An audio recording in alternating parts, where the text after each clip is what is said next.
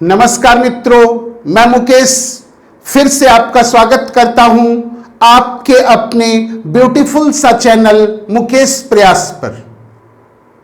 हम लगातार आप लोगों के लिए कुछ न कुछ प्रयास कर रहे हैं। उम्मीद है मेरे इस प्रयास का आप लोगों को लाभ मिल रहा होगा। आज हम करंट की श्रृंखला को आगे बढ़ा रहे हैं और एक बहुत ही महत्वपूर्ण टॉपिक्स पर चर्चा कर रहे हैं। और ये करंट के साथ साथ इकोनॉमी का भी एक टॉपिक्स है और इकोनॉमी में ये बहुत फेवरेट सेक्शन था जहां से बार बार आप लोगों को प्रश्न पूछा जाता था। आज फिर से करंट में वो सुर्खियों में है, इसलिए यहां से प्रश्न पूछने की संभावना बहुत ही ज्यादा है। तो आइए विषय देखते हैं। हम लोग का विषय है एमएसएमई की चर्चा क्यों। एमएसएमई क्या विषय है हमारा भाई आज? एमएसएमई, इसकी चर्चा आज क्यों है, इस विषय पर हम आज आप लोगों के साथ चर्चा कर रहे हैं। तो सबसे पहला पॉइंट है क्यों चर्चा में है। तो सरकार ने बदली एमएसएमई की परिभाषा। तो अभी हाल में सरकार ने कोविड-19 के प्रभाव को कम करने के लिए, उसकी आर्थिक दुष्प्रभाव को कम करने के लिए जो आर्थिक पैकेज की घोषणा की गई उसमें एक बहुत बड़ा बदलाव किया गया और वह है एमएसएमई की परिभाषा में बदलाव। एमएसएमई की परिभाषा में बदलाव, क्लियर है। और सरकार के द्वारा वित्त मंत्री निर्मला सीतारमण जो इस बदलाव की घोषणा की थी अपने प्रेस कॉन्फ्रेंस में, उसको केंद्रीय मंत्रिमंडल ने एमएसएमई की परिभाषा में बदलाव को मंजूरी दे दी। कब भाई? 1 जून 2020। तो 1 जून 2020 को जो इस परिभाषा में बदलाव किया गया था, उस बदलाव को केंद्रीय मंत्रिमंडल द्वारा मंजूरी प्रदान कर दिया गया। पूछेगा कब? आंसर क्या देंगे हम लोग? 1 जून 2020, क्लियर। तो अगर पूछे कि क्यों एमएसएमई अभी चर्चा में है, हम लोगों का आंसर क्या होगा भाई? हम लोगों का आंसर होगा कि सरकार द्वारा उसकी परिभाषा में बदलाव किया गया है और यही परिभाषा से ही आप लोगों को इकोनॉमी सेक्शन और इकोनॉमी से जुड़ा करंट सेक्शन में प्रश्न रहता है। अब सबसे पहला प्रश्न है कि एमएसएमई का फुल फॉर्म क्या है। यह भी बहुत इंपॉर्टेंट क्वेश्चन हो गया। तो चलिए फुल फॉर्म देखते हैं भाई। एम से माइक्रो, एस से स्मॉल, एंड एम से फिर मीडियम और ई से इंटरप्राइजेस। तो एम से क्या हुआ भाई बताइए? माइक्रो। एस से क्या हुआ? स्मॉल। फिर एम से क्या हुआ? मीडियम। और ई से क्या हुआ? इंटरप्राइजेस। तो आज के बाद अगर आप लोग से पूछे कि एमएसएमई में ई किस का द्योतक है, आप लोग क्या बोलेंगे? इंटरप्राइजेस। एस किसका सूचक है, क्या बोलेंगे आप लोग? स्मॉल। एम मीडियम, फिर एम माइक्रो। तो चलिए एमएसएमई का फुल फॉर्म बताइए आप लोग भाई। तो एमएसएमई का फुल फॉर्म है micro small and medium enterprises, clear है। आइए दूसरा प्रश्न, ये जो है किस विभाग के अंतर्गत है? ये किस विभाग के अंतर्गत कार्य करता है? तो आंसर होगा सूक्ष्म लघु एवं मध्यम उद्यम मंत्रालय के अधीन। सूक्ष्म लघु एवं मध्यम उद्यम मंत्रालय के अधीन। और इसके अभी मंत्री कौन है? तो आंसर होगा नितिन गडकरी। तो सूक्ष्म लघु एवं मध्यम उद्यम मंत्रालय के मंत्री वर्तमान में कौन है? अगर यह क्वेश्चन हम लोग से पूछा जाए, आंसर होगा नितिन गडकरी, क्लियर है। अब आइए क्वेश्चन और देखिए। क्वेश्चन है कि एमएसएमई दिवस मनाया जाता है। एमएसएमई दिवस मनाया जाता है, आंसर होगा 27 जून। तो एमएसएमई दिवस प्रतिवर्ष किस दिन हम लोग मनाते हैं? आंसर क्या होगा? 27 जून। भाई क्लियर। तो 27 जून को हम लोग किस दिवस के रूप में मनाते हैं? आंसर होगा MSME दिवस। क्लियर है? अब आइए परिभाषा के बदलाव को देखते हैं, क्या बदलाव किया गया है। सबसे पहली बात, आप लोग को पता ही है कि जितनी भी आर्थिक गतिविधियां हैं देश की या किसी भी अर्थव्यवस्था की, उस गतिविधियों को 3 भागों में बांटा गया है। गतिविधियों को कितने भागों में बांटा गया है भाई? 3 भागों में। एक को कहते हैं प्राथमिक क्षेत्र, एक को क्या कहते हैं? प्राथमिक क्षेत्र। दूसरे को कहते हैं द्वितीयक क्षेत्र। आर्थिक गतिविधियां, किसी भी अर्थव्यवस्था की आर्थिक गतिविधि को 3 भागों में बांटा गया है। और आप लोग को पता है, फर्स्ट है प्राथमिक क्षेत्र। कौन क्षेत्र भाई? प्राथमिक क्षेत्र। दूसरा है द्वितीयक क्षेत्र और तीसरा है तृतीयक क्षेत्र। क्लियर है? ये याद रखना है। विश्व की किसी भी अर्थव्यवस्था की आर्थिक गतिविधियां कितने भागों में बटे हुए हैं? 3, प्राथमिक, द्वितीयक और तृतीयक। प्राथमिक क्षेत्र के अंतर्गत आता है कृषि व पशुपालन, ये डायरेक्ट क्वेश्चन है आप लोगों को भाई। द्वितीयक क्षेत्र के अंतर्गत आता है उद्योग और तृतीयक क्षेत्र के अंतर्गत आता है सेवा क्षेत्र। कौन क्षेत्र भाई? सेवा क्षेत्र। क्लियर है? आइए, ये जो उद्योग क्षेत्र है इसी में है हमारा MSME। तो उद्योग के अंतर्गत आएगा हमारा MSME और इसी के अंतर्गत सेवा क्षेत्र भी आता है। तो ध्यान रखिएगा आप लोग, MSME को 2 भागों में हम लोग बांटते हैं। एक को कहते हैं मैन्युफैक्चरिंग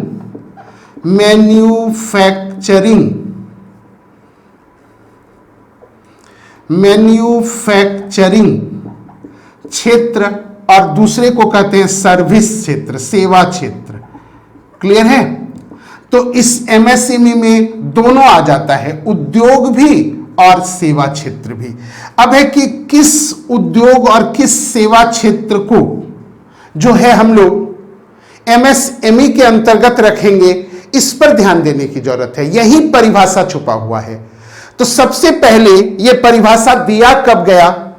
तो MSME की परिभाषा जो पहले दिया गया था वो किस अधिनियम के तहत दिया गया था? तो यह क्वेश्चन आप लोग से पूछ सकता है। तो अधिनियम का नाम लिखिए, सूक्ष्म लघु व मध्यम, सूक्ष्म लघु व मध्यम उद्यम विकास अधिनियम 2006, विकास अधिनियम 2006। क्लियर है? सूक्ष्म लघु व मध्यम उद्यम विकास अधिनियम 2006। तो इस अधिनियम के तहत MSME को परिभाषित किया गया था और परिभाषा का जो आधार है, परिभाषा का आधार वो था निवेश। किस आधार पर भाई? निवेश के आधार पर। तो पहले जो MSME को, बदलाव से पहले की बात कर रहे हैं हम, MSME को परिभाषित किया गया था किस आधार पर? तो निवेश के आधार पर। और MSME को 2 वर्गों में बांटा गया था, मैन्युफैक्चरिंग क्षेत्र और सेवा क्षेत्र। क्लियर है? यह जो परिभाषा तय हुआ था किस अधिनियम के तहत? तो सूक्ष्म लघु व मध्यम उद्यम विकास अधिनियम 2006। क्लियर है? अब देखते हैं कि क्या निवेश, कितना निवेश। तो चलिए सबसे पहले देखते हैं हम लोग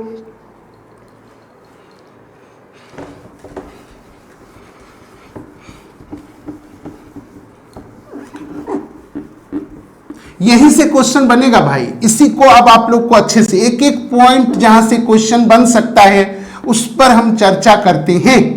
और अगर आप मेरे इस प्रयास के साथ लगातार जुड़े हैं तो आगे चलकर एग्जाम में आपको इसका बहुत फायदा मिलेगा और तब जाके पता चलेगा कि क्या हम कर रहे थे, आपके लिए सही हो रहा था या नहीं हो रहा था।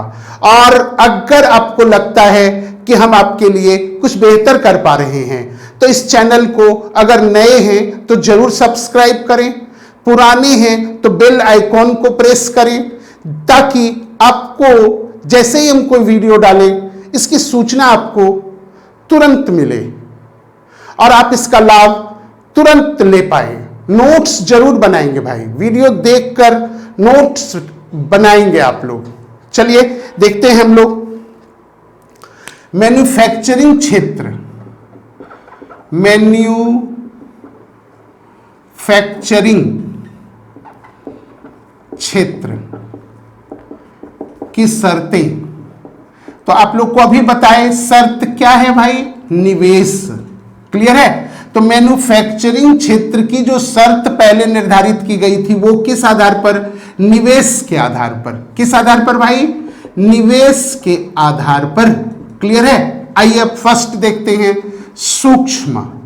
सूक्ष्म तो सूक्ष्म उद्योग के तहत 25 लाख रुपए तक का निवेश, 25 लाख रुपए तक का निवेश जिस उद्यम में है, जिस उद्योग में है, उसको क्या कहेंगे, सूक्ष्म उद्योग। क्लियर है? आइए मध्यम लघु देखते हैं। लघु के अंतर्गत था आप लोग का 25 लाख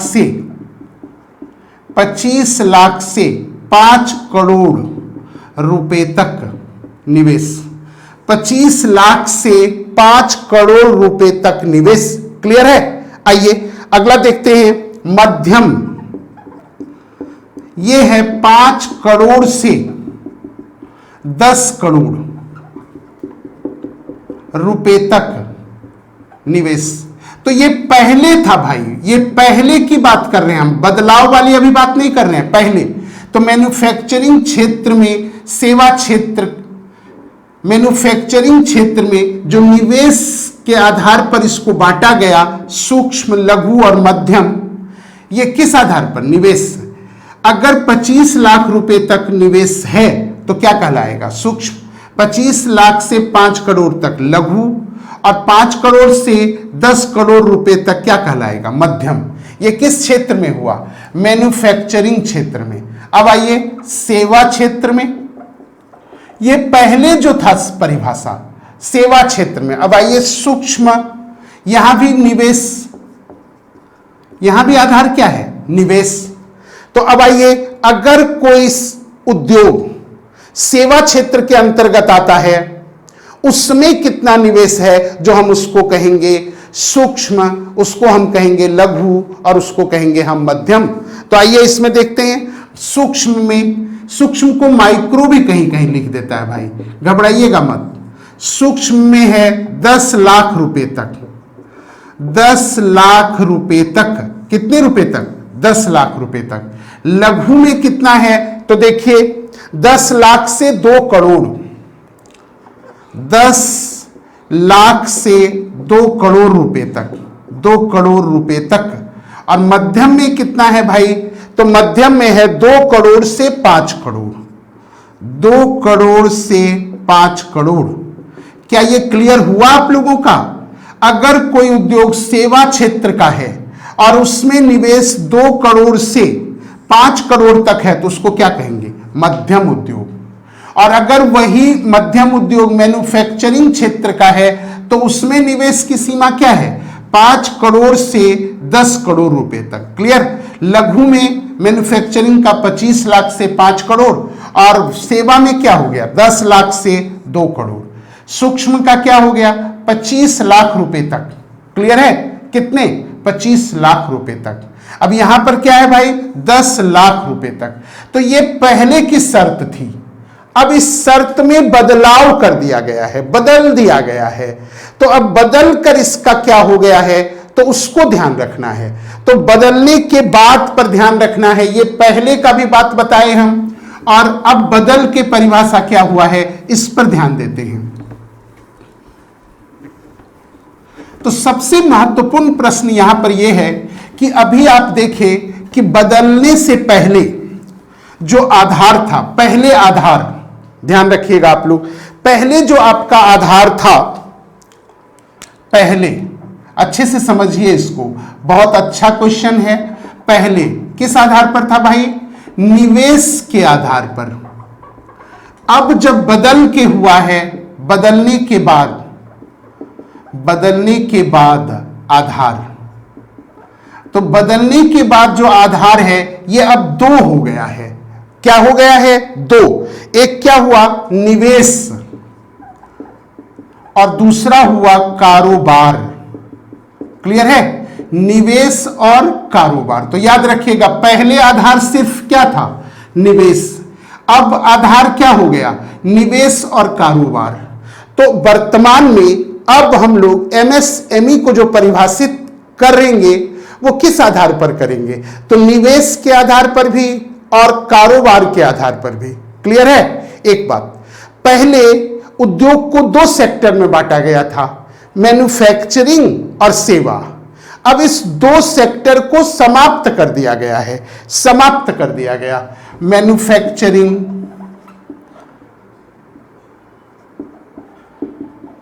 और सेवा क्षेत्र, ये 2 क्षेत्र था पहले। अब दोनों को समाप्त करके एक ही क्षेत्र मान लिया गया है। अब 2 क्षेत्र नहीं है, अब एक ही क्षेत्र, एक क्षेत्र ही रह गया है। तो अब उद्योग को हम लोग सिर्फ कहेंगे लघु उद्योग, मध्यम उद्योग, सूक्ष्म उद्योग। मैन्युफैक्चरिंग के आधार पर या सेवा के आधार पर इसको विभाजित नहीं करेंगे। क्लियर है? तो आइए अब उद्योग के लिए शर्तें, उद्योग के लिए शर्तें। अब जो शर्त है नया वाला, बदलने के बाद, आइए फर्स्ट देखते हैं सूक्ष्म। इसमें फर्स्ट लिखिए निवेश और दूसरा लिखिएगा कारोबार। क्लियर है? निवेश और कारोबार। तो सूक्ष्म क्षेत्र में कितना निवेश को हम लोग सूक्ष्म उद्योग मानेंगे? तो अब है 1 करोड़ रुपए तक, 1 करोड़ रुपए तक। क्लियर है? निवेश होना चाहिए। अगर 1 करोड़ रुपए तक निवेश है तो इसको हम लोग क्या मानेंगे? सूक्ष्म उद्योग। बदलने के बाद अब वर्तमान में यही हो गया है, इसी को हम लोग एग्जाम में टिक करेंगे। और अगर पहले का पूछेगा तो पहले का भी शर्त बता चुके हैं आप लोग को। चलिए अब देखते हैं कारोबार कितने का होना चाहिए? 5 करोड़ रुपए तक। तो अगर कोई उद्योग कारोबार 5 करोड़ रुपए तक कर रहा है और उसमें इन्वेस्टमेंट 1 करोड़ रुपए तक है तो उसको हम लोग क्या कहेंगे? सूक्ष्म उद्योग। भाई क्लियर? अब आइए दूसरा देखिए, लघु, 10 करोड़ रुपए तक। अब कितना हो गया निवेश? 10 करोड़ रुपए तक। कारोबार 50 करोड़। कारोबार कितना? 50 करोड़ रुपए तक। भाई देखिए कितना बढ़ा दिया गया है। ध्यान देना है अब आप लोगों को। दोनों में तुलना करके आप इसको अच्छे से देख लेंगे तो सदा के लिए दिमाग में आपका बैठ जाएगा। तो आइए तीसरा देखते हैं, मध्यम, 20 करोड़ रुपए तक। कितना हो गया? 20 करोड़ रुपए तक। और कारोबार कितने का है भाई? 100 करोड़ रुपए तक। 100 करोड़ रुपए तक। तो कारोबार कितना? 100 करोड़ रुपए। तो अब बताइए वर्तमान में बदलने के बाद सूक्ष्म उद्योग किसको कहेंगे? जिसमें 1 करोड़ रुपए तक का निवेश हो, 5 करोड़ रुपए तक का वह कारोबार करता हो। लघु किसको कहेंगे? 10 करोड़ रुपए तक निवेश और 50 करोड़ रुपए तक कारोबार। मध्यम किसको कहेंगे? 20 करोड़ रुपए तक निवेश और 100 करोड़ रुपए तक कारोबार। तो एमएसएमई में जो बदलने के बाद उसकी परिभाषा निर्धारित की गई सरकार के द्वारा, वित्त मंत्रालय द्वारा, वित्त मंत्री निर्मला सीतारमण द्वारा, वो क्या है? तो अब आप लोग समझ गए होंगे। चलिए नेक्स्ट देखते हैं भाई, थोड़ा देखते हैं और 2-4 क्वेश्चन। इसका उद्देश्य क्या है? क्यों इसमें बदलाव किया गया? बदलाव का उद्देश्य, परिभाषा के बदलाव का उद्देश्य। अब आप लोग देखिए परिभाषा के उद्देश्य, बदलाव के उद्देश्य। परिभाषा बदलाव के उद्देश्य। अगर पूछे किस उद्देश्य से इसमें बदलाव किया गया, तो हम लोग उद्देश्य क्या लिखेंगे? तो फर्स्ट लिखेंगे निवेश को आकर्षित करने के लिए। निवेश को आकर्षित करने के लिए अगर आप लोग से पूछे कि परिभाषा में बदलाव का उद्देश्य क्या है, क्या बोलेंगे? फर्स्ट, निवेश को आकर्षित करने के लिए। दूसरा, व्यापार करने में आसानी, व्यापार करने में आसानी में सुधार, आसानी में सुधार, व्यापार करने में आसानी में सुधार। तीसरा उद्देश्य है नौकरी पैदा करने में, नौकरी या रोजगार पैदा करने में मदद। तो ये 3 उद्देश्य हुआ। इन 3 उद्देश्य को ध्यान में रखकर परिभाषा को बदला गया। क्लियर है? आइए अब देखते हैं महत्व। इसका क्या महत्व है? महत्व क्लियर है? तो महत्व में देखिएगा आप लोग, देश में, महत्व में बहुत इंपॉर्टेंट पॉइंट है, देश में 60 मिलियन से अधिक, देश में 60 मिलियन से अधिक MSME है।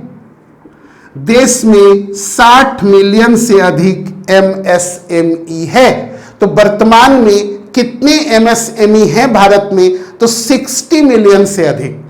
अब समझ सकते हैं कितना बड़ा क्षेत्र है ये, और इसमें अगर बदलाव देश के हित में, आर्थिक हित में हो तो कितना बड़ा बदलाव आएगा, ये आप समझ सकते हैं। दूसरा पॉइंट देखते हैं, भारत की जीडीपी में, बहुत इंपॉर्टेंट क्वेश्चन भाई, भारत की जीडीपी में 29% का योगदान, 29% का योगदान।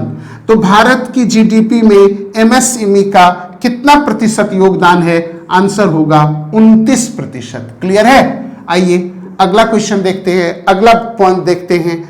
अगला पॉइंट है 10 मिलियन, 10 मिलियन, 10 मिलियन नौकरियां प्रदान करती हैं, नौकरियां प्रदान करती हैं। तो 10 मिलियन लोगों को नौकरियां प्रदान करती हैं कौन? MSME। MSME क्षेत्र जो है ये भारत में 10 लाख लोगों को नौकरियां प्रदान करती है। क्लियर है? जीडीपी में इसका कितना प्रतिशत योगदान है पूछेगा, आप लोग बताएंगे 29%, 29%। भाई ये क्लियर है आप लोगों का? चलिए नेक्स्ट देखते हैं, भारत के कुल निर्यात में, भारत के कुल निर्यात में, कुल निर्यात में 48% का योगदान। समझ सकते हैं भाई, 48% का योगदान। भारत के कुल निर्यात में MSME क्षेत्र कितना प्रतिशत योगदान करता है? आप लोग का आंसर क्या होगा बताइए? 48%। भाई क्लियर? जितना समझाते हैं क्या आप लोग समझ पाते हैं? अगर समझ पाते हैं तो कमेंट में कमेंट्स जरूर डालें और बताएं कि हाँ सर हम समझ पा रहे हैं, हमारे लिए कुछ अच्छा हो रहा है। कमेंट करें, कमेंट करने में क्या जाता है भाई, ये तो आज तक हमको समझ में नहीं आया। चले अगला बात देखते हैं,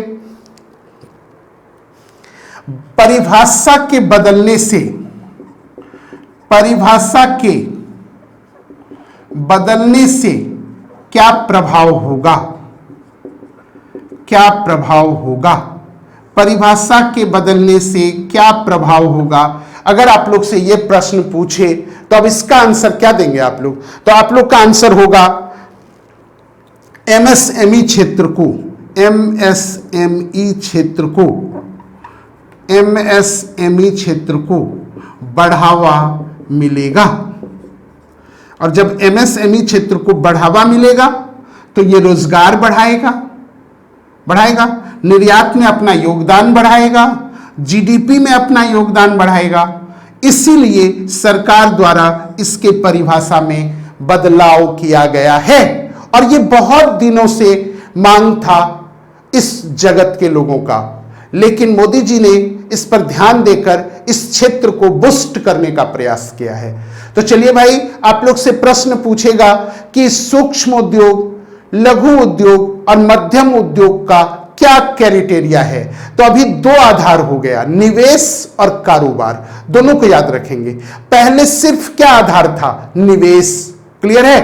पहले दो सेक्टर में बटा हुआ था एमएसएमई, मैन्युफैक्चरिंग सेक्टर और सर्विस सेक्टर। अब दोनों सेक्टर को एक ही सेक्टर कर दिया गया है और अब ये दो सेक्टर नहीं है, और दोनों में निवेश और कारोबार के आधार पर इसको परिभाषित किया गया है। तो चलिए मित्रों, उम्मीद करते हैं आप लोग इस टॉपिक्स को अच्छे से समझे होंगे और आने वाले एग्जाम में यहां से जरूर प्रश्न रहेगा। उम्मीद है अब आप कर पाएंगे। तो धन्यवाद मित्रों, फिर मिलते हैं किसी नए वीडियो में नए टॉपिक्स के साथ। जय हिंद, जय भारत।